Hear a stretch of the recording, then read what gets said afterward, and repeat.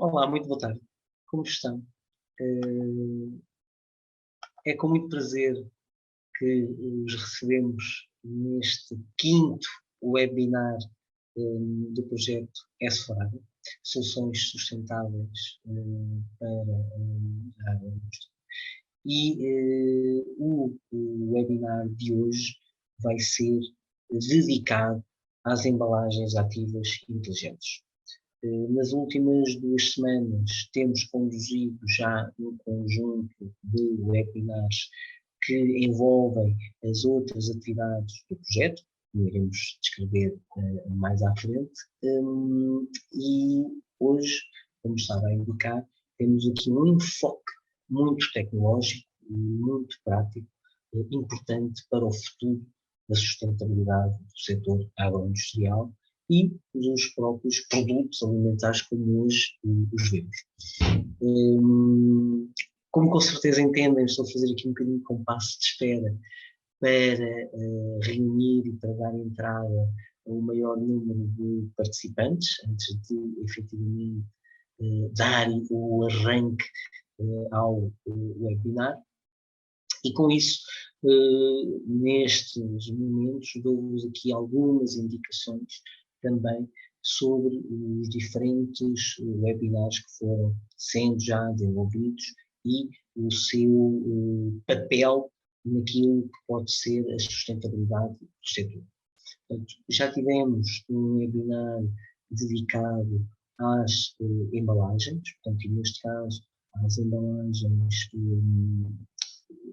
primárias e numa vertente de logística, portanto, primárias e secundárias. Tivemos também um webinar dedicado à redução e valorização de desperdícios agroindustriais.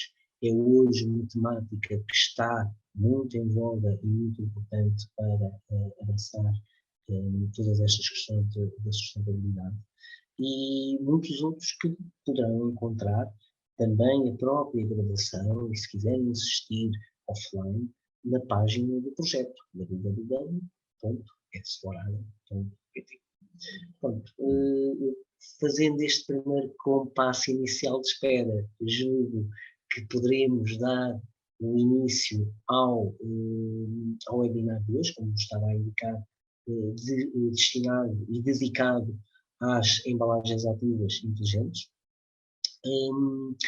Esta é a atividade liderada pelo Ministério do Interior, portanto nós, o parceiro do projeto S4AGRO, e teremos hoje aqui duas apresentações dedicadas às boas práticas na utilização de embalagens ativas e outra dirigida às boas práticas na utilização de embalagens inteligentes. Portanto, são estas as duas temáticas. Há aqui uma análise do estado da arte atual sobre estes dois tipos de tecnologias e depois a sua aplicação adequada a cada um dos setores-alvo do projeto. Eu também, para não me alongar mais, vou partilhar a tela, porque serei eu que vou dar início a este webinar, focando o projeto. Portanto, como estava a dizer, o meu nome é Pedro Luís Gaspar, e o webinar hoje dedica-se ao fomento da consciencialização acerca das soluções tecnológicas ambientalmente sustentáveis, cá está, no âmbito de embalagens ativas e inteligentes. O projeto S4Agro é um projeto que tem aqui 4 vértices fundamentais: a segurança dos processos, a salvaguarda dos recursos, a sustentabilidade ambiental e a sustentabilidade económica. Em particular, hoje, com as embalagens ativas inteligentes, aquilo que pretendemos é, na realidade, focar nestes 4 vértices, de uma ou de outra maneira, para tentar aumentar a competitividade das empresas agroindustriais em Portugal, mas também a sustentabilidade do setor. Portanto, eu vou fazer aqui um pouco a descrição, não é? Portanto, a agenda para esta apresentação tem inicialmente aqui uma componente de enquadramento, vai-se descrever as atividades e resultados atingidos ou esperados, e também, numa parte final, umas conclusões. Portanto, este projeto é um projeto constituído por 7 parceiros, 6 dos quais instituições de ensino superior. Portanto, este projeto é liderado por nós, o Ministério do Interior, mas depois faz parte do Universidade de Évora, o Instituto Politécnico da Guarda, Politécnico de Coimbra, Politécnico de Leiria, Politécnico de Viana do Castelo. O Inove Cluster acaba por ser a associação que faz uma chancela a todos estes parceiros. Trata-se de um projeto com uma duração de 24 meses e que foi cofinanciado pelo COMPET no âmbito do Portugal 2020 e cofinanciado pelo FEDER, a nível da União Europeia. Ora, o enquadramento todos nós conhecemos, não é? É uma situação com a qual nós nos deparamos diariamente nos noticiários. O modelo de consumo que nós hoje seguimos tem conduzido e tem tido um conjunto de efeitos negativos sobre o planeta. Portanto, o aumento da população, a poluição que nós produzimos, sejam para as atividades industriais, sejam para o nosso desenvolvimento, tem conduzido a alterações climáticas, e estas alterações climáticas acabam por ter um conjunto de consequências ao nível da desertificação, da erosão, da escassez de recursos e até mesmo na perda da biodiversidade. Ora, efetivamente, os modelos industriais e sociais estão em risco. Nós ainda estamos sob o efeito de uma pandemia e poderíamos há algum tempo dizer que esta pandemia acabou por proporcionar algum alívio nas alterações climáticas a que estamos a sujeitar o planeta. Mas isso já acabou. Não é? Portanto, nós, no momento em que estamos hoje, tudo aquele benefício, toda aquela almofada que ganhámos durante a pandemia, já perdemos. Portanto, e o que é que isto quer dizer? Quer dizer que, na realidade, muitas ações são necessárias para contribuirmos neste sentido e o comprometimento da sociedade em geral é fundamental. Tem havido esta vontade a nível internacional, portanto, todos nós também estamos a par dos Objetivos das Nações Unidas para o Desenvolvimento Sustentável, está a decorrer em Glasgow a COP26, portanto, e que já temos alguns resultados sobre como os países se estão a organizar para tentar pôr um travão às alterações climáticas. O próprio governo de Portugal desenvolveu a Agenda de Inovação para a Agricultura 2030, a CAP também, a Ambição Agro 2030, portanto, e tudo isto acabam por ser contributos que tencionam promover a recuperação da atividade económica nacional.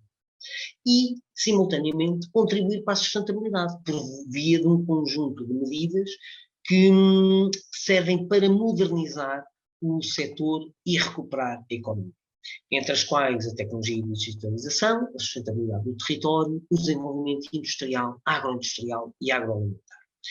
Ora, se nós considerarmos que a agroindústria está jusante da agricultura, os pilares preconizados para a inovação são muito semelhantes e até mesmo iguais. E assim sendo, nós temos que nos focar neste setor. E este setor, no tecido empresarial português e também no internacional, é fundamentalmente constituído por micro, pequenas e médias empresas.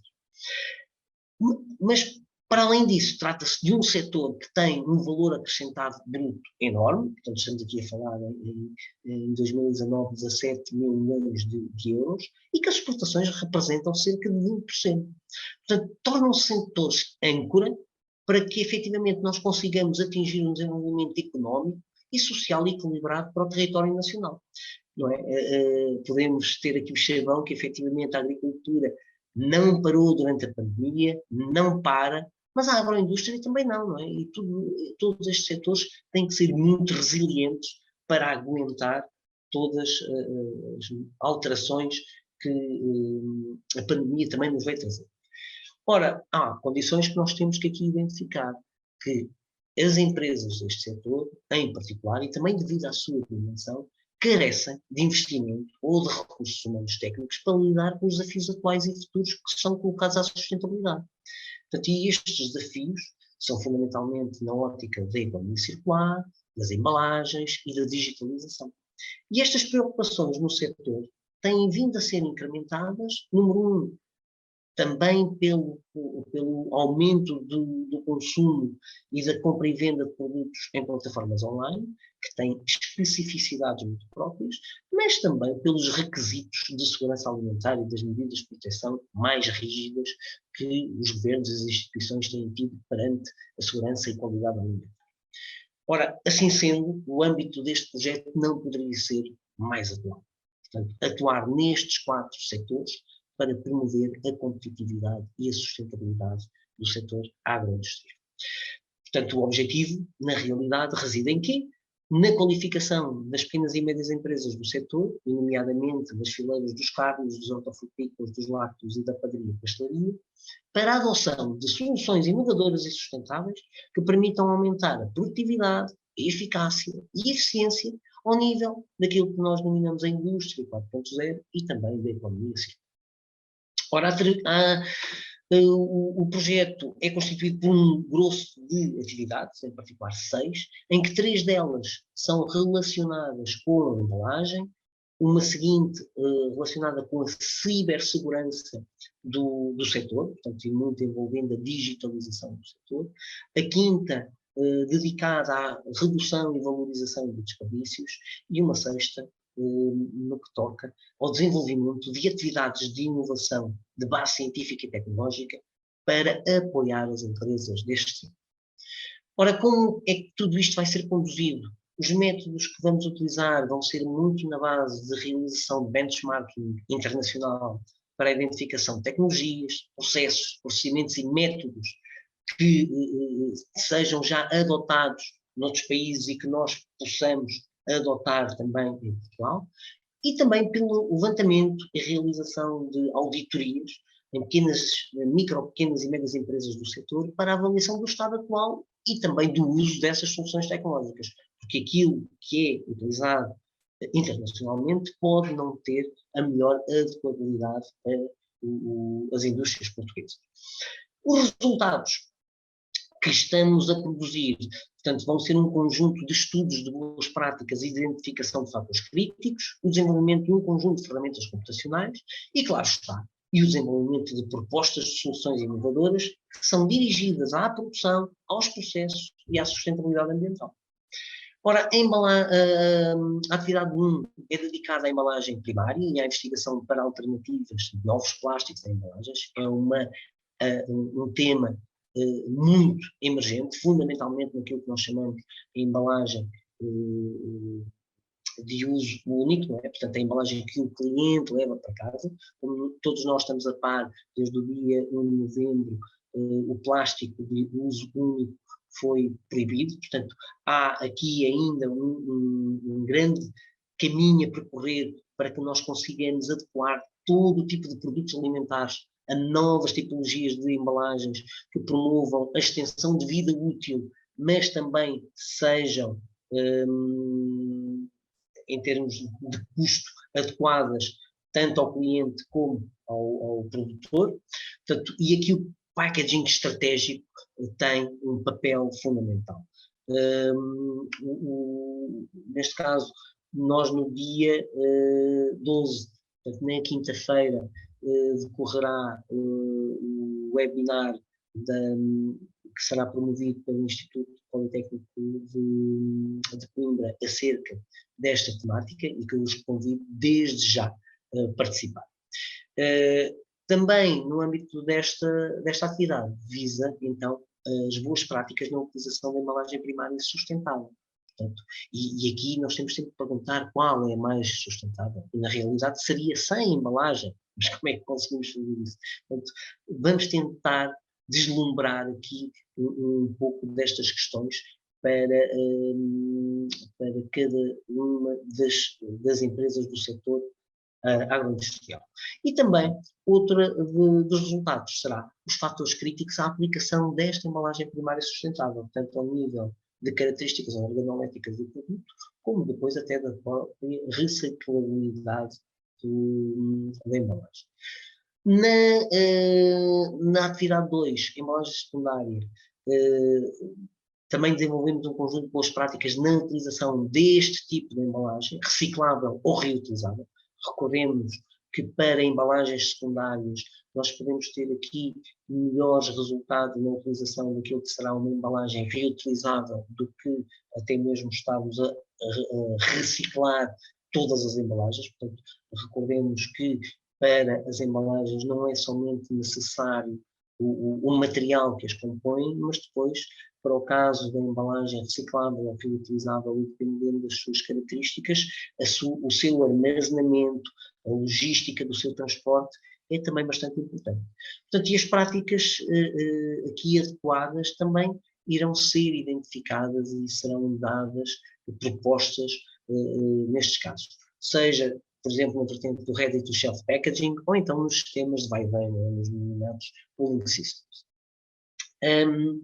A atividade 2, a atividade 3, relacionada com a embalagem inteligente ou ativa, eu não vou detalhar porquê, porque vamos ter aqui a seguir 2 palestrantes que nos vão dar as informações mais detalhadas sobre esta temática. Portanto, na realidade, somente descrever que a embalagem ativa visa, lá está, através da inclusão de um elemento ou de um composto, estender a vida útil ou aumentar as características sensoriais dos produtos. Há diversas soluções e na embalagem inteligente o que se pretende é proporcionar ao consumidor, ao retalhista, ao produtor, informação sobre os produtos. Isto permite-nos fazer a sua rastreabilidade ao longo de toda a cadeia.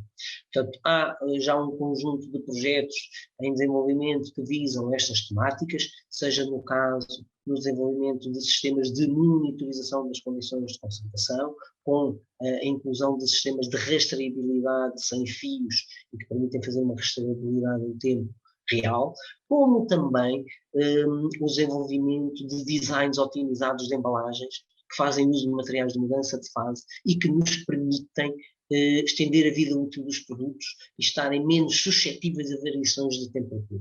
Portanto, tudo isto numa contribuição para o processo.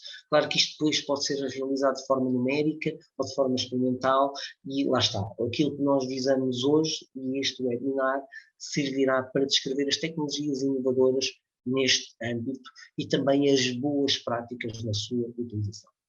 Ao nível da atividade 4 de cibersegurança, que é liderada pelo Politécnico de Leiria, visa identificar os fatores críticos para a segurança de sistemas informáticos em PMEs deste setor, seja para combater o crime informático, o terrorismo alimentar, a fraude ou a contrafação,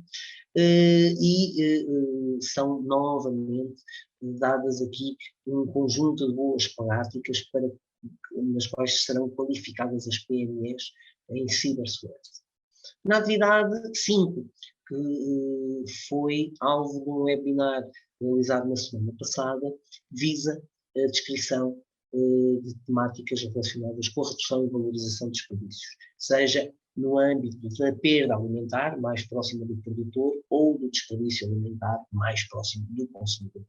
E cá está. Nós hoje sabemos que há um elevado desperdício das indústrias agroalimentares ao longo de toda a cadeia. É isto que vamos tentar reduzir, como através da apresentação de soluções inovadoras para o seu aproveitamento. E com isto visamos tanto reduzir o desperdício como melhorar a eficiência produtiva e a redução dos impactos ambientais. A atividade 6 e última, que é dirigida pelo Instituto Politécnico da Guarda, visa divulgar e facilitar às empresas o acesso a processos de capacitação para a introdução da inovação de base científica e tecnológica. Para quê? Para as conseguir capacitar na adoção da indústria 4.0, ou seja, desta nova revolução industrial.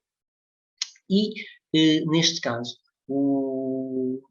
tudo isto tenciona ser conseguido através de um concurso de inovação e capacitação, que irá ser descrito mais adiante, portanto também não vou estar aqui a detalhar sobre este elemento, e depois um evento de atribuição de prémios finais. Em jeito de conclusão, o que é que pretendemos? Pretendemos aumentar a consciencialização e a qualificação global das PMEs agroindustriais para a adoção destas soluções inovadoras e sustentáveis e que, no final, promovam a produtividade, eficácia e eficiência ao nível da indústria 4.0 e da economia circular. O Innov Cluster acaba por ser aqui o parceiro encarregue desta divulgação, e será ele que depois irá fazer a disseminação dos estudos de boas práticas, das conferências de disseminação de resultados, estará a cargo de um congresso final internacional que iremos desenvolver e todos os materiais gráficos e digitais.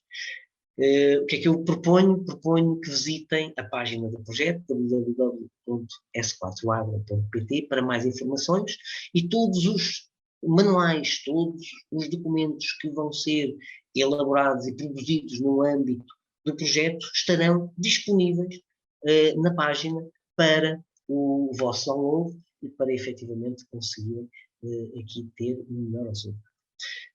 Eu, antes de avançar e dar a palavra aos meus caros colegas, queria salientar que no final da apresentação da professora Teresa Paiva, do Instituto Politécnico da Guarda, que irá dar uma apresentação acerca do concurso S4 Agro, nós iremos, a posteriori, para finalizar, entrar num período de debate. Mas antes disto, vai-vos aparecer um inquérito ao qual nós agradecemos a participação, porque é também uma maneira de saber se os resultados e se tudo aquilo que está a ser discutido no âmbito deste projeto pode ser, no futuro, uma mais-valia para vocês. Portanto, estamos aqui dispostos e abertos para receber os vossos contactos, para podermos entrelaçar e podermos discutir e podermos apoiar as empresas nestas soluções. Também, o que é que eu queria solicitar? À medida que forem tendo questões para este período de debate que se irá realizar no final, agradeço que coloquem as questões aqui no perguntas e respostas, não é? Ou no bate-papo, como quiserem. Portanto, ficam ao dispor desde já para começar a colocar as vossas questões acerca do projeto ou acerca das características que aqui vão sendo indicadas.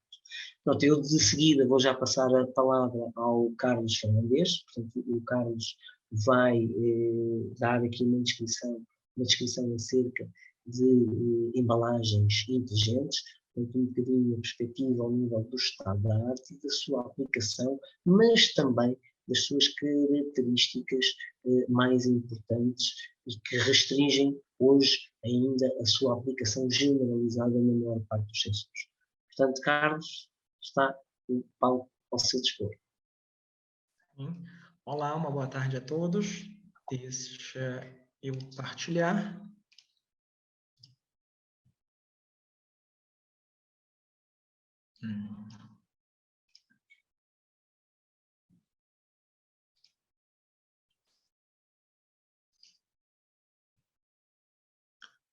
Pronto, estão todos a ver a tela?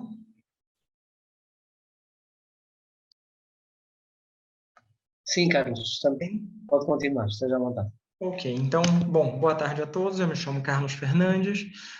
Hoje vou falar um bocadinho sobre as embalagens inteligentes e dar um panorama geral, assim como o professor fez na introdução. Bom, aqui, sobre o que vamos falar hoje, eu vou fazer uma introdução, não é? Falar um bocadinho sobre os subsetores, as embalagens inteligentes propriamente ditas, assim como seus conceitos, definições e principais classificações, os exemplos da sua aplicação, que eu acho que traz a grande valia para esse trabalho, de maneira que ele foi feito em pesquisa, em artigos científicos e também na indústria, ou seja, é híbrido, e também um pouquinho sobre as conclusões. Ok, iniciando pelo enquadramento e pela introdução, nós podemos ver aqui, o professor já falou um bocadinho sobre isso, não é que no nosso planeta nós temos recursos escassos. E a produção agroindustrial é responsável pelo consumo de 20% da terra, 70% da água e 32% da energia. Assim como também a criação de gado implica, e não só a criação de gado, mas o processo como um todo da produção agroindustrial resulta em emissões de gases de efeito estufa, o nosso modelo de consumo ele não é apropriado atualmente, que é o nosso modelo de usar e deitar fora, isso não é conveniente, não é? Além disso, temos aí a estimativa de um crescimento populacional de até 30% para 2050, sendo que 30% do crescimento populacional, isso se reflete numa produção agroindustrial, ou seja, produção de alimentos em torno de 60%, não é? E perdas insuportáveis dentro dessa cadeia de abastecimento de alimentos, ou seja, 1/3 de tudo aquilo que é produzido simplesmente é perdido ao longo da cadeia de abastecimento de alimentos.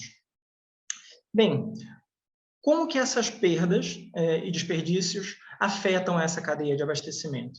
Então, eu trouxe aqui a cadeia de abastecimento, na qual podemos ter, podemos ver a produção, não é? A pós-colheita, o transporte e armazenagem, o processamento e embalagem, a distribuição e o retalho, e o próprio consumidor também entra nessa cadeia de abastecimento de alimentos. Só para a gente tentar perceber um pouquinho mais sobre a importância de cada etapa e a diferença de cada etapa, e também a diferença entre os tipos de produtos, não é? Eu vou aqui salientar 2 produtos, por exemplo, que é o nível da produção, são os produtos hortofrutícolas e o leite, por exemplo, que é nível da produção, os produtos hortofrutícolas têm perdas estimadas a nível de 20%, e já o leite tem perdas estimadas de menos de 1%. Entretanto, a nível do consumidor, esses mesmos produtos hortofrutícolas, não é? Essa mesma fileira, tem uma perda de 28%, ao passo que o leite passa a 17%. Então, podemos ver que não só a etapa, né, da cadeia de abastecimento, como o tipo de produto, eles impactam nesses desperdícios. Isso nos leva à próxima pergunta e a metodologia e o que foi utilizado para esse estudo, não é? Que é, como é que reduzimos, então, as perdas e desperdícios de alimentos? Bom, a resposta são as embalagens inteligentes. Entretanto, o que é uma embalagem inteligente? Como essa tecnologia pode ser aplicada aos diferentes subsetores da indústria agroalimentar. E, nesse caso, desse estudo, nós fizemos a separação pelos subsetores carnes, lácteos, hortofrutícolas e padaria e pastelaria. Mesmo cada um desses subsetores tendo algumas características que são inerentes ou particulares a cada um deles, como, por exemplo, o setor hortofrutícolas, nós temos frutas que eventualmente podem emitir etileno. Isso não vai acontecer, por exemplo, com a carne. Entretanto, existem algumas coisas que são transversais a todos esses produtos, como, por exemplo, ação microbiana, a umidade, alteração de pH, temperatura e tempo, não é? Bom, afinal de contas, o que são as embalagens inteligentes? As embalagens inteligentes, ou Intelligent Packaging, ou ainda Smart Packaging, dizem respeito ao uso da tecnologia para monitorar a qualidade do alimento. E pode ser utilizado tanto em tempo real ou não, né? Além disso, a gente pode estender essa funcionalidade à cadeia de abastecimento de alimentos, distribuição e logística.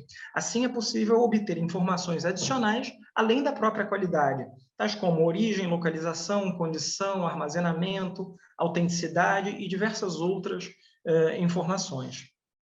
Bom, as embalagens inteligentes têm 3 principais subclassificações, não é? Dentre elas, nós temos os indicadores, os sensores e os data carriers. Bom, os sensores são instrumentos utilizados para monitorar uma condição, que são empregados nas embalagens inteligentes, para ver a presença ou ausência ou concentração de determinadas substâncias, não é? A fim de revelar as condições do produto. Os sensores acabam por ter funções muito parecidas.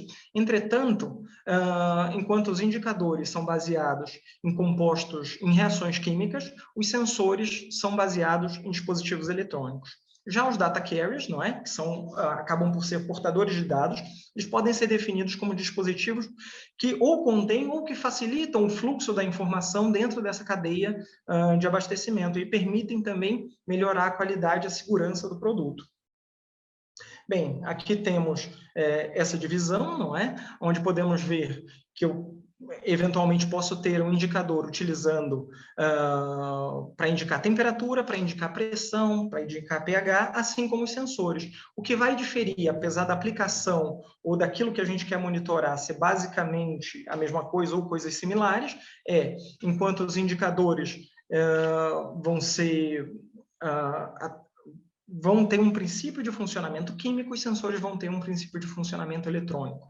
E os data carriers, ao lado direito, nós podemos destacar principalmente os RFID, o código de barras ou barcode, o QR Code e, eventualmente, também a realidade aumentada. Não é? As vantagens da aplicação é a qualidade, não é? Que podemos ter com isso, o aumento na segurança, a qualidade nós estamos entregando ou podemos garantir ou monitorar que aquilo que estamos entregando está de acordo com aquilo que foi previsto. A segurança, em termos alimentares, podemos dizer que a pessoa não vai estar consumindo um produto que está ou estragado, ou já está vencido, ou que sofreu alguma avaria durante o processo. Podemos, inclusive, melhorar a logística e rastreabilidade e reduzir desperdícios por causa disso, garantir a autenticidade desse produto e a sua integridade, ou seja, se ele não foi rompido, se ele não é um produto copiado, não é? E aumentar uma interação com o consumidor, afinal de contas, se ele vê, ainda que seja uma simples etiqueta, que esteja a informá-lo que aquele produto está em condições, ou mesmo de informá-lo que esse produto não está mais em condições, isso é uma interação e, eventualmente, pode trazer aí uma maior interação do consumidor e uma maior fidelização desse consumidor a esse produto. Como exemplo, eu posso trazer aqui de indicadores, por exemplo, o Freeze Indicator, no qual ele indica se esse produto foi exposto a uma temperatura abaixo de 0, por exemplo, no qual podemos ver ao lado esquerdo a bolinha verde, a indicar que esse produto não passou da temperatura abaixo de 0, enquanto ao lado direito a bolinha vermelha, indicando que esse produto sofreu congelamento. Então, eventualmente, isso pode não ser bom para o produto. Não é? Ao lado direito, nós temos um desenho esquemático do indicador de frescura, não é? Que ao centro desse círculo, nós temos o princípio ativo, não é? Que é o reagente químico, que vai reagir eventualmente com algum gás ou algum tipo de químico dentro da embalagem e que vai dizer que o produto está fresco, não é? Ao centro podemos ter ele ainda fresco, né? Mas devido à alteração de cor, já vemos que temos um consumo imediato que está próximo do seu vencimento, e já embaixo nós podemos ver que a frescura não é garantida, não é?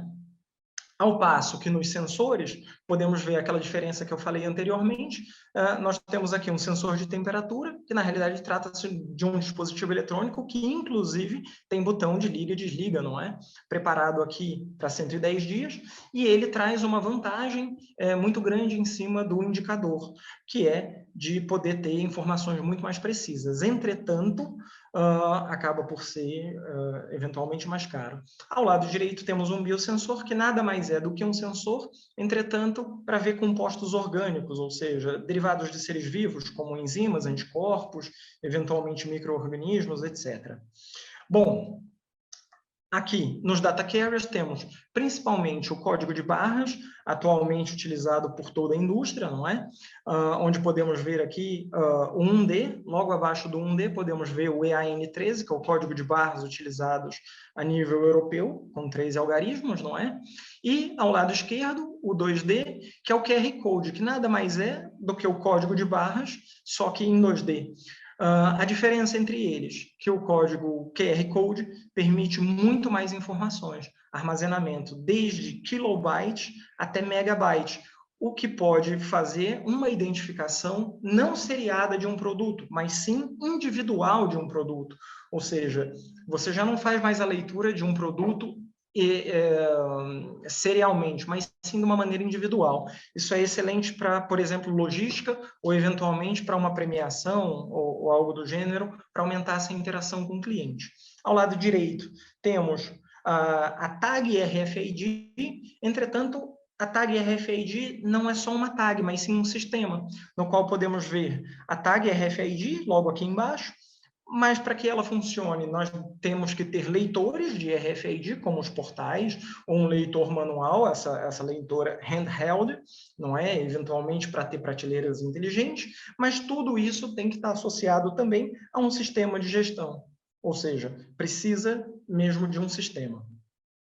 Bom, Para a gente poder perceber isso um pouco melhor e ver isso na prática, também foi feito pesquisas em mercado, e então estamos trazendo algumas informações pertinentes a isso, de produtos que já existem. Então, alguns desses produtos que resolvemos trazer foi, por exemplo, o Smart Dot da Evigence, que faz a monitorização da temperatura, não é? Durante o transporte ou acondicionamento de um produto. E ele faz aqui uma coisa muito interessante. Ele mistura um QR Code junto com um indicador de temperatura. Então, de maneira que podemos pegar essa etiqueta, colar numa caixa que pode conter um ou diversos produtos, não é? E poder fazer uma identificação dele utilizando o QR Code e, ao mesmo tempo, fazer a identificação sobre que temperatura ele foi exposto. Esse outro produto também chamou muita atenção, que é o Verigo, da JR Company. Ele faz a monitorização do decaimento da qualidade. Entretanto, ele faz de uma maneira muito particular. Ele é um dispositivo que faz o monitoramento da temperatura. Entretanto, ele tem um software, e esse software você pode escolher o tipo de produto, nesse caso aqui é uma fruta, não é? Eventualmente você pode fazer a curva de decaimento de outro produto qualquer, mas vamos falar um pouquinho sobre esse morango, por exemplo. Nós podemos ver que logo esse morango superior, ele ficou acondicionado entre a temperatura de 0 e 2 graus, não é? O que fez aumentar a expectativa da vida útil desse produto em 8,9 dias. Ao passo que o segundo morango, o morango de baixo, ficou ficou acondicionado entre 2 e 10 graus, o que fez reduzir a sua vida útil em 1,6 dias. E isso faz com que tomemos decisões, por exemplo, logísticas, como vocês podem ver aqui ao lado direito, de qual produto nós vamos entregar primeiro. Ou seja, estamos otimizando o processo logístico dentro de uma realidade de restrição. Eventualmente temos restrições logísticas a nível de pessoal, de entregas, de caminhão e tudo isso, mas podemos priorizar uma entrega de acordo com a qualidade do produto. O Smart Tag, da Varcode também, que permite o rastreio, monitorização, segurança, interação e autenticidade. E eles colocaram isso muito bem colocado nessa imagem, que mostra todo o processo, desde o momento que se põe a etiqueta e se faz a ativação, a distribuição, a chegada ao cliente, tudo isso analisado em tempo real. E aqui eles têm uma peculiaridade, uma particularidade que chama muita atenção. O próprio cliente pode aceder à Smart Tag, eventualmente para concorrer a alguma promoção, algum tipo de desconto e tudo isso, e o fabricante pode receber de volta essa informação, ou seja, ele sabe que o cliente, naquele momento que ele se inscreveu para concorrer à promoção, ele sabe que naquele momento ele abriu o produto. Então, isso é uma informação muito relevante, não é? A Cron Smart, que trabalha com realidade aumentada. Nesse caso, eles puseram um QR Code dentro de uma lata aqui de um refrigerante ou de um produto, e que você pode ver esse produto e ter uma interação maior e, eventualmente, concorrer a prêmios. Bom, como conclusões, não é? Podemos dizer, então, de uma maneira mais genérica, que os indicadores acabam por ser mais baratos e de fácil utilização e que não são necessárias grandes mudanças na empresa para sua adequação, não é? Já os sensores, eles são mais caros, eventualmente são maiores, mas também acabam por ser mais precisos, tá bem? Algumas vezes é preciso algum sistema informático para sua implementação. Os data carriers, né, tem seu código de barra como o uso mais difundido pela indústria. Hoje o QR Code está entrando de uma maneira muito forte, eu já vejo muitos produtos utilizando essa tecnologia do QR Code, não é? E o RFID, que eu vejo como algo muito inovador e o futuro mesmo, e que vem oferecer a solução mais completa. Entretanto, ainda é preciso de um sistema para o seu funcionamento, como a própria etiqueta, não é? É preciso reduzir o custo dessas etiquetas, precisa de um leitor e precisa principalmente de um sistema informático, não é? Como desafios, temos ainda preços muito elevados, eventualmente a tecnologia de impressão de dispositivos eletrônicos vai trazer a redução desses preços, mas ainda também a falta de conhecimento, tanto a nível dos consumidores, quanto a nível dos produtores e distribuidores. Bem, e sobre a tendência futura? As embalagens do futuro, para além de proteger o produto, também irão melhorar a distribuição e a logística, melhorar a segurança, não é? Tornando essa embalagem anti-roubo e anti-fraude, reduzir as perdas e desperdícios através das diferentes etapas na cadeia de abastecimento, desde a produção até o consumo final. E também uma coisa que é muito interessante, ao nível do consumidor, a embalagem pode trazer informações sobre seu melhor acondicionamento, a fim de estender a vida útil e reduzir o desperdício, não é? E a embalagem, no futuro, eu espero que se torne, junto com o produto, um dispositivo IoT e que possa realmente reduzir o desperdício de uma maneira geral. Ora, eu agradeço a todos, muito obrigado, agradeço em especial ao professor Pedro, à professora Tânia, ao Joel e toda a equipa do S4 Agro. Muito obrigado. Ora, muito obrigado, Carlos. Queria aqui, efetivamente, agradecer ao Carlos por esta apresentação muito completa, muito transversal e muito clara acerca das vantagens da embalagem inteligente e daquilo que será a sua utilização no futuro. Portanto, o Carlos fez questão de apresentar aqui um conjunto de exemplos e das mais-valias para aplicar estas tecnologias. Eu, sem grandes demoras e também um bocadinho para cumprirmos os prazos, chamo agora a professora Tânia Lima, que vai dar também indicação sobre, novamente, um pouco o estado da arte relacionado com embalagens ativas e também as tendências futuras e a sua real aplicação nos diferentes setores do setor agroindustrial. Portanto, professora Tânia. Muito boa tarde a todos. O meu nome é Tânia Lima e hoje incumbiram-me aqui do papel de também falar sobre o papel das embalagens ativas, como é que elas poderão contribuir para a sustentabilidade alimentar. Temos verificado, e não vou estar aqui a repetir o que já foi dito pelo professor Pedro e pelo Carlos anteriormente, não é? Aumento do consumo de produtos alimentares e, infelizmente, também de desperdício alimentar, e que cerca de 1/3 desse desperdício acontece ao longo da cadeia de abastecimento, e aqui a indústria, tanto das indústrias alimentares como as embalagens, começam a perceber que há uma necessidade também grande de se reduzir a degradação e a deterioração e também o desperdício alimentar. E para isso é necessário perceber, introduzir requisitos também de maior segurança e proteção dos alimentos e prolongar o tempo de vida de prateleira desses mesmos alimentos. E como vamos ver aqui nesta apresentação, as embalagens ativas vão nos dar aqui uma boa ajuda para dar aqui uma resposta a estas necessidades que existem, não é? Tanto da indústria alimentar como das embalagens. Portanto, as embalagens ativas caracterizam-se como sendo uma tecnologia que permite aumentar a segurança, a qualidade e o prazo de validade dos alimentos embalados, e os sistemas das embalagens ativas alteram, na realidade, as condições ambientais dos alimentos que estão embalados durante o período de preservação, mas também permitem preservar com segurança as propriedades sensoriais e a qualidade dos próprios alimentos que estão embalados. Estas tecnologias também são um bom exemplo de inovação que vai além das funcionalidades tradicionais da embalagem, em que foram incluídas nestas embalagens deliberadamente características que lhes vão permitir ter um melhor desempenho. Portanto, o produto e o ambiente vão interagir de forma a permitir prolongar a vida útil dos alimentos, não é? E também melhorar a sua segurança ou as propriedades sensoriais, mantendo sempre a qualidade do ambiente o mínimo possível e inalterada.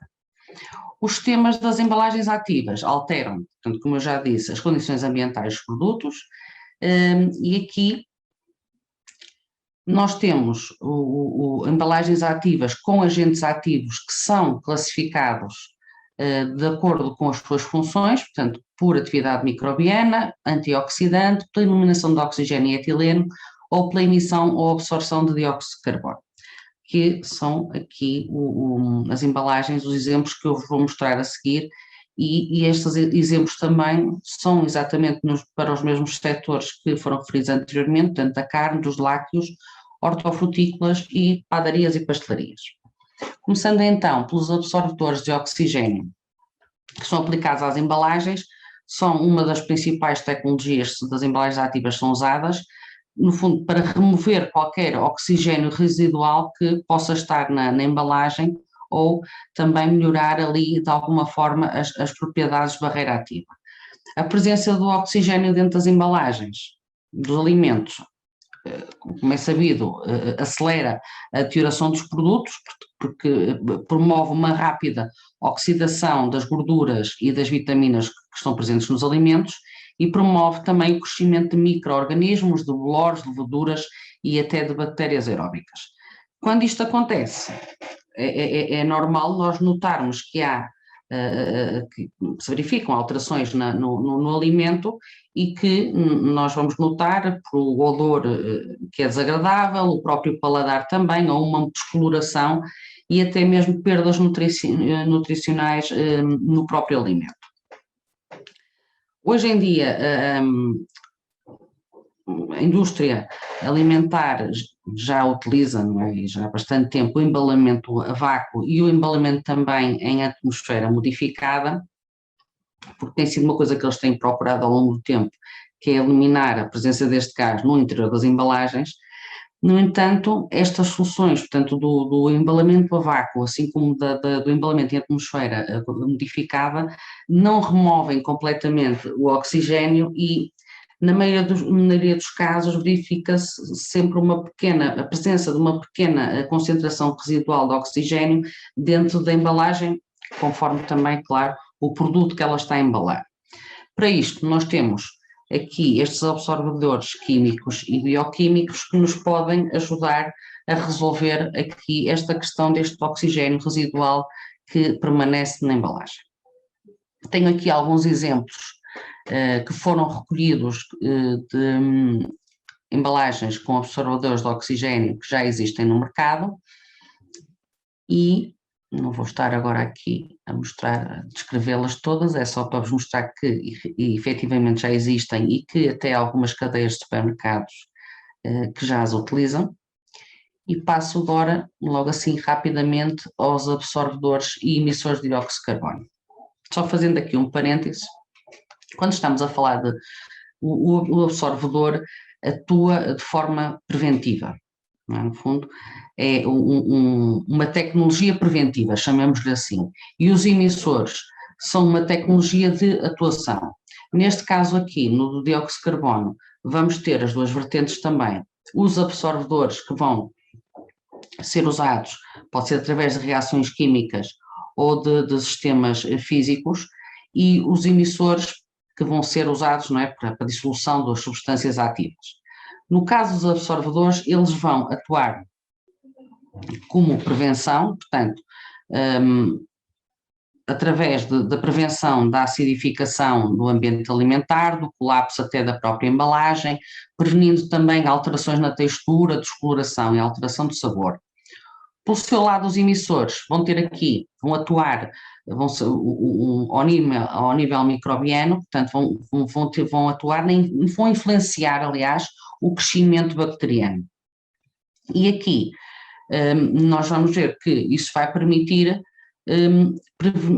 atuar nas alterações em termos da funcionalidade da própria membrana celular, ou também da capacidade de absorção de nutrientes, inibição também da atividade enzimática bacteriana, ou alterações no pH citoplasmático, e também em termos das alterações, portanto, nas próprias propriedades físicas e químicas das proteínas. Tal como no exemplo anterior, já temos soluções no mercado, e vou-vos mostrar agora de seguida os absorvedores de etileno. Portanto, com esta crescente necessidade da manutenção, da preservação da qualidade dos produtos, e também a minimização, obviamente, da deterioração dos alimentos, o uso tanto dos inibidores como dos absorvedores de etileno acaba por também ter um papel fundamental na preservação pós-colheita, tanto de frutas como de vegetais. O etileno é produzido naturalmente pelas plantas e atua como uma fito-hormona estimuladora do crescimento, tanto em frutas como em vegetais frescos, e ela vai afetar o ciclo de crescimento, a taxa de respiração, a germinação das sementes, o crescimento e até o desenvolvimento radicular. Esta hormona acelera a vegetal, portanto, acelera o processo de amadurecimento e a senescência dos produtos, o que pode ser adequado também, em algumas situações ela é usada propositadamente, por exemplo, para dar aquela cor verde ao limão, não é? Um amadurecimento comercial, não é? Que é feito um aceleramento dos produtos hortícolas. No entanto, quando temos altas concentrações e acumulação de etileno, eles pode causar uma maturação excessiva, portanto, e acaba por haver ali um amadurecimento e amolecimento até do próprio produto, e também a degradação da clorofila, que vai levar com que o produto se deteriore, não é? E que perda a qualidade e também o seu prazo de validade decaia muito mais rapidamente. Para isto, nós temos aqui os absorvedores de etileno, pode funcionar como absorvedor através da oxidação química ou de reação fotocatalítica, ou o adsorvedor, em que aqui são usados materiais isolados ou combinados com os agentes oxidantes. Temos também os inibidores aqui de etileno, tal como tínhamos no caso do dióxido de carbono. Em termos de produtos de embalagens ativas com absorvedores e inibidores de etileno, temos aqui alguns exemplos daqueles que já existem no mercado e vou seguir para os antimicrobianos. Portanto, aqui estas embalagens, provavelmente são daquelas que serão mais conhecidas. Há uma série de estudos bastantes nas diferentes áreas dos agentes microbianos e geralmente os compostos antimicrobianos incluem, por exemplo, os íons metálicos, os óxidos de metal, óleos essenciais, os polissacarídeos, os péptidos, ácidos orgânicos e derivados, ou também sintéticos, fungicidas, as enzimas, os extratos de plantas e ervas e também depois ali temos os absorvedores de dióxido de carbono. No fundo, cada um destes agentes microbianos vai ter depois funções diferentes e vão atuar de uma forma diferente, mas eles no fundo vão prevenir, por exemplo, no caso dos íons metálicos ou dos óxidos de metal, eles no fundo o que eles fazem é, a atividade antimicrobiana é por meio de formação de espécies reativas de oxigênio, o que vai levar à ocorrência de um stress oxidativo e vai comprometer as biomoléculas ou a integridade da membrana celular, além também de fazer uma inibição enzimática. Portanto, cada uma delas, os vários agentes microbianos que aqui têm apresentado, vão atuar de uma forma diferente. Existem também uma série de exemplos no mercado, conforme nós fizemos levantamento, e, por fim, temos os antioxidantes. Neste caso aqui, dos antioxidantes, eles estão divididos em naturais e sintéticos e depois em primários e secundários. Nos primários estamos a falar de uma atuação ao nível da eliminação de radicais livres e nos secundários estamos ali a falar numa perspectiva de prevenção de fenómenos de oxidação. Existem também aqui, por acaso não tenho cá o exemplo, peço desculpa, existem também uma série de coisas, mas não tenho aqui as imagens destes. Então, o que é que nós podemos aqui dizer sobre estes sistemas das embalagens ativas? Primeiro, elas estão cada vez mais presentes na indústria de alimentos e de embalagens, são tecnologias que são muito úteis e eficazes para nos permitir estender o período de vida útil dos alimentos, especialmente neste tipo de produtos perecíveis, como os peixes, as carnes e os hortofrutícolas, e o uso mais comum que se tem verificado de embalagens ativas está muito centrado nas aplicações de sistemas de absorção de absorvedores de oxigênio e de etileno, que funcionam, como eu já disse, como sistemas preventivos para prolongar a vida útil de produtos perecíveis. No entanto, a aplicação dos sistemas antimicrobianos e antioxidantes de origem natural têm sido cada vez mais explorados, porque eles, no fundo, eles cumprem na mesma o princípio básico da preservação dos alimentos, mas também têm a vantagem de serem inertes e são inofensivos para a saúde e para a segurança humana. Portanto, estes sistemas também passaram por uma evolução ao longo do tempo, não é? Até por integração até de algumas coisas da nanotecnologia, por conceitos de reciclagem, de reaproveitamento, de biodegradabilidade e até de embalagens comestíveis. No entanto, aqui é preciso fazer também aqui algum esforço, isto é um desafio também futuro que se tem, se vamos apostar aqui mais neste tipo de sistemas, tem que se fazer aqui um esforço também para que haja aqui de alguma forma um reforço que estimule a comercialização e este tipo de embalagens ativas no mercado, particularmente também a mudança, passará pela mudança também de mentalidade dos consumidores e também o facto de se conseguir massificar este tipo de embalagens, obviamente o custo delas vai começar a diminuir, e esta diminuição do custo não compromete a garantia de segurança e proteção que ela nos oferece, mas é uma forma também de estimular a indústria a apostar mais neste tipo de tecnologia. As embalagens ativas, terminando agora, têm um papel muito importante na indústria alimentar.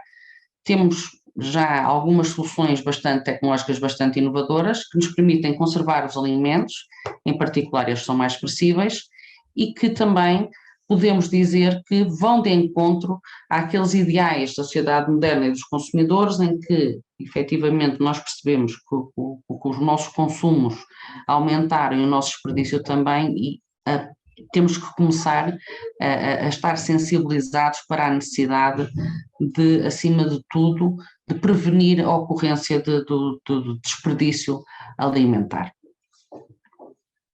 Agradeço a vossa atenção e fico à vossa disposição também para alguma questão que possam pretender colocar. Ora, muito bem, muito obrigado, professora Tânia, novamente uma apresentação muito esclarecedora acerca dos diferentes tipos e características das embalagens ativas encontradas no mercado. Portanto, temos já um conjunto de soluções que se encontram disponíveis, comerciais, claro, que dependendo da especificidade do produto alimentar, também provavelmente terá que haver aqui, em alguns pontos, algumas alterações. Seguindo o programa, como vos indiquei, portanto, agora de seguida passo a palavra à professora Teresa Paiva, que nos vai apresentar o concurso S4Agro que estamos a promover e ao qual gostaríamos que vocês, empresas, participassem, pelo menos até ao final do ano. Professora Teresa, faça por favor. Ok, obrigada, Pedro. Vou então começar a explicar rapidamente o concurso do nosso projeto. É um concurso que pretende promover a inovação nas nossas empresas, em colaboração connosco, Academia de Ciência. E como tal, claro que são inovações que são na área do nosso projeto, na área da sustentabilidade ambiental, da salvaguarda dos recursos económica e da segurança dos processos, e, portanto, estamos, e também, desculpem, nos subsetores do agroalimentar que nós trabalhamos, que são o subsetor dos carnes, dos lácteos, hortifrutícolas e panaderia. Nesse sentido, e porque estamos disponíveis a ser desafiados, e porque também verificamos que a grande maioria dos fundos estruturais para a inovação não foram distribuídos no agroalimentar, porque não houve candidaturas suficientes, com certeza, mas este setor só usufruiu cerca de 8,82% desses fundos estruturais para a inovação, fundos FEDER, o que significa que ainda deve haver muito trabalho a fazer e que nós estamos aqui disponíveis para ajudar as pequenas e médias empresas deste setor a desenvolvê-lo. E como tal, criámos o concurso que é composto por duas fases. uma fase business que ocorre até final deste ano, em que as empresas inscrevem os seus desafios de inovação e capacitação, das quais será selecionado o melhor desafio por subsetor, portanto um para os carnes, outros para os lácteos, outro para a hortifrutícola e outros para a panadaria, e depois nós damos, esse desafio é premiado também, e depois nós iniciamos a fase Innovation Solution, em que as equipas das academias, em cocriação com as empresas que desenvolveram esses desafios, vão desenvolver soluções inovadoras para o desafio selecionado. E a melhor solução será também ela premiada. Portanto, as inscrições estão disponíveis e abertas através deste formulário que está no nosso site do projeto. Podem ir lá consultar e fazer essa inscrição dos vossos desafios. Que se tiverem dúvidas também existe lá um e-mail de contacto direto para quem está na organização do concurso para poder esclarecer e até receber alguns documentos que não consigam submeter através do formulário, e portanto estamos cá disponíveis e à vossa espera das vossas ideias e dos vossos desafios para conseguirmos responder depois no decorrer do ano 2022 e conseguirmos apresentar uma solução a todos. Também poderão consultar o regulamento do concurso, que também está disponível no nosso website, e mais uma vez aguardamos os vossos desafios. Obrigada. Teresa, muito obrigado. Todos tiveram à vossa frente um inquérito de satisfação sobre este webinar. Eu, à minha parte, não respondi porque não me permitem, mas posso-vos dizer que achei extremamente interessante. As temáticas que aqui foram abordadas estão, efetivamente, na vanguarda daquilo que é a sustentabilidade do setor.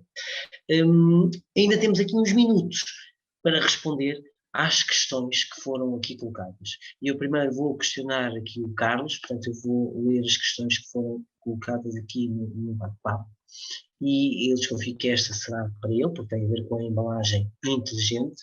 E está aqui uma questão que coloca, ou seja, a Elizabeth Brito, que questiona se temos forma de aferir a veracidade dos códigos EAN, ou seja, dos vulgos códigos de barras. Carlos. Olha, como que funciona essa questão dos códigos EAN, não é? Isso faz parte de um banco de dados e uma entidade faz essa gestão, ou seja, se eu quero ofertar um novo produto, eu compro uma licença do código EAN, ou seja, na realidade é possível consultar esse código. Entretanto, a veracidade, porque eventualmente eu posso, não é, imaginando que eu queira fazer algo que não se deva, eu quero copiar um produto, eu copio também o código. Quando eu copio esse código é como eu falei antes, o código de barras, ele é um código serial, ou seja, eu vou identificar a classe desse produto, eu não identifico ele unitariamente, eu não faço a identificação específica desse produto. Então, por exemplo,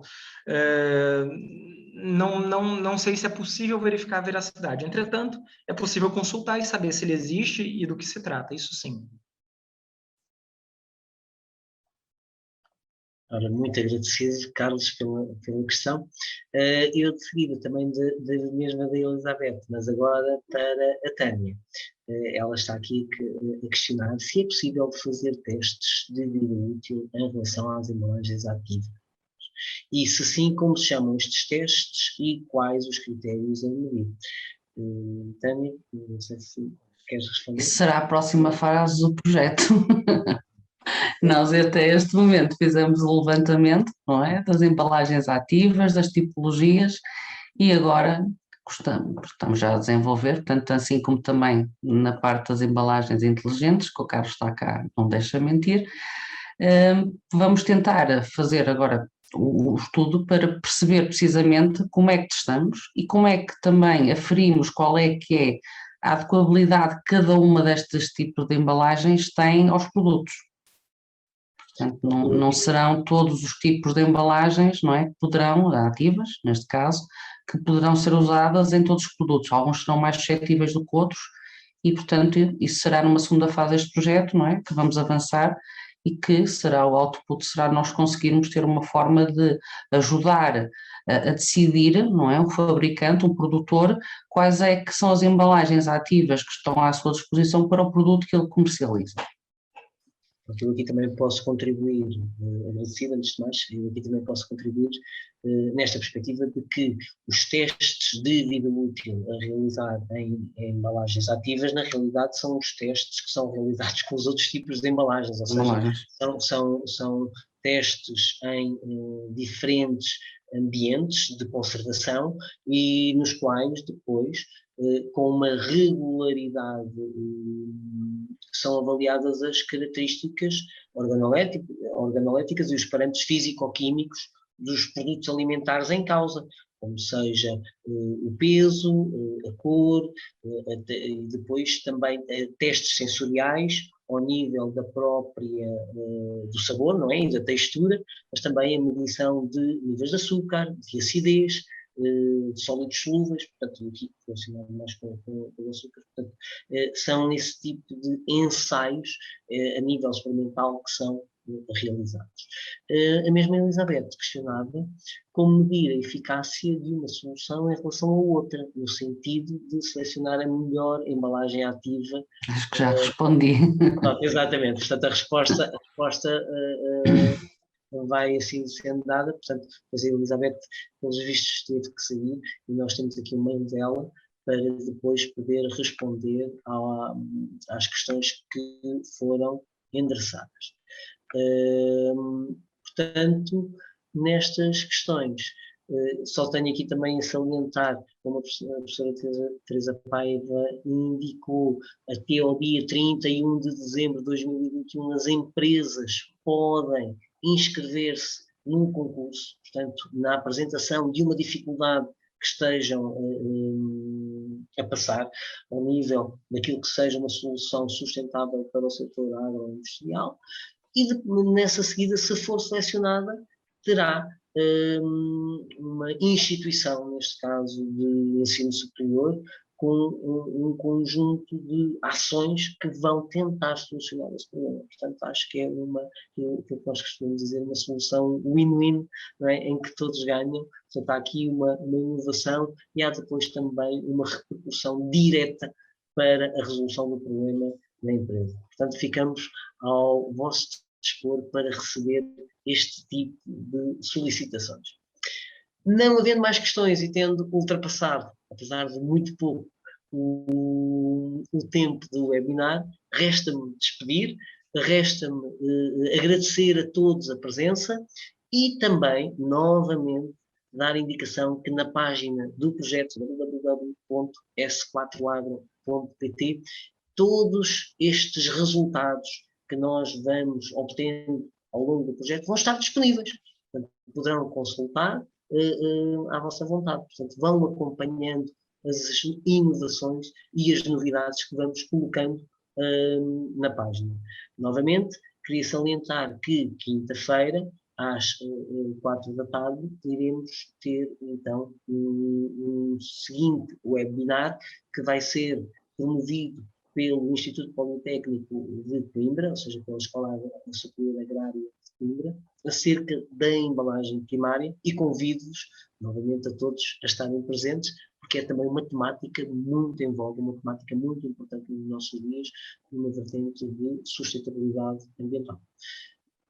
Nada mais tenho a dizer, a não ser despedir-me e novamente agradecer a vossa presença. Muito obrigado por a participação neste webinar e boa continuação a todos.